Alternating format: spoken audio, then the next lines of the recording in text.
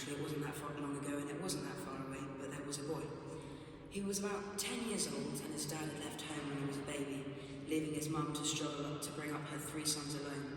Times were hard and money was very scarce. The house was tiny and it felt overcrowded. The boys' clothes were hand-me-downs and their family meals were, well, certainly nothing to write home about. As the boy grew up, he went to university and studied a subject that bored him to tears. But his mum wanted him to get a good job and told him that this was the way to go. After over a year of frustration, he finally changed subjects, feeling like he'd just wasted a year of his whole education. During this time, he fell into one unsuccessful romance after the other, leaving him with the feeling that God, the universe, did not understand him. Not too far away was also a boy who grew up in a loving home filled with people who cared about him. His mum, although a single mother, did everything in her power to help her children.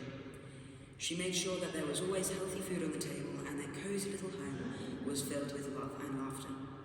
He too grew up and went to university, and after a chain of hard with his studies, he took control, changed direction and started learning his favourite subject, which eventually led to the job of his dreams. Several years later, after some diligent searching for the right woman, he finally found himself walking down the aisle with his beautiful bride, thanking God and the universe for giving him the most wonderful life he could imagine. So, I'm interested. If you could choose who you would prefer to be, would you be boy number 1 or boy number 2?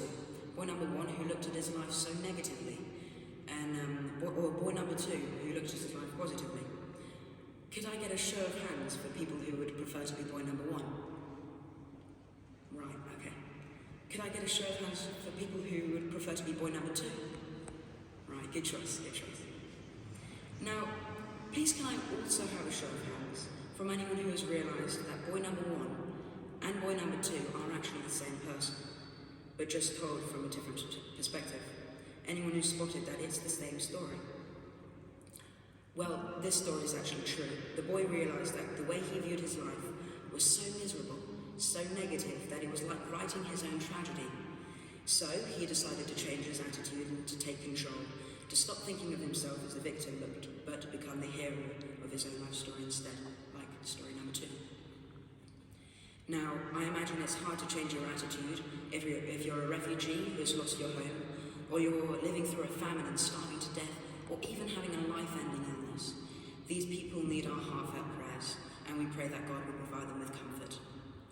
But for those of us with a roof over our heads and a belly full of tasty food provided by Downside Catering staff, of course, most of the problems we face just need a change of attitude to get through them.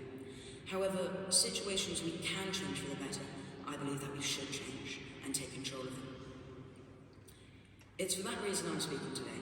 I have a condition called alopecia, which some of you may remember me talking about last year. For those of you who don't remember, alopecia is just a fancy word for hair loss. A lot of it's to do with the immune system and how sometimes it can affect development in the hair follicles and end up fighting hair growth. This is why a while ago I was also bald. Anyway, it's not contagious and it's not painful. However, some children suffer with hair loss for other reasons, such as a side effect of chemotherapy. And for them, well, they aren't just wondering whether they'll lose their hair. They're wondering whether they'll lose their lives, wondering if they'll ever be able to spend another Christmas with their families. I find alopecia distressing, but I decided that I want to take control and change my attitude towards it, like the boy did in the 2 stories I mentioned. But I didn't want to do this just for my own sake. I also wanted to support a charity that helps children who experience hair loss. So, although alopecia caused me to be bald in the past, and to be honest, I really didn't like it, last week I chose to shave my head so that I can raise money for charity for children who don't have that choice themselves, particularly for a special clinic opened up by the NHS to help children with all forms of hair loss. So, in place of my hair, there will be buckets for donations tomorrow at the half next to the big mirror. Any donations would be greatly appreciated, thank you. So, not long ago, but right now in fact, in a galaxy not so far away, we can make a difference to these children's lives. I'm inviting you, please, to help make this happen. Also for all of us, let's not make ourselves the victim of our worries, but to be the hero of our own life story instead.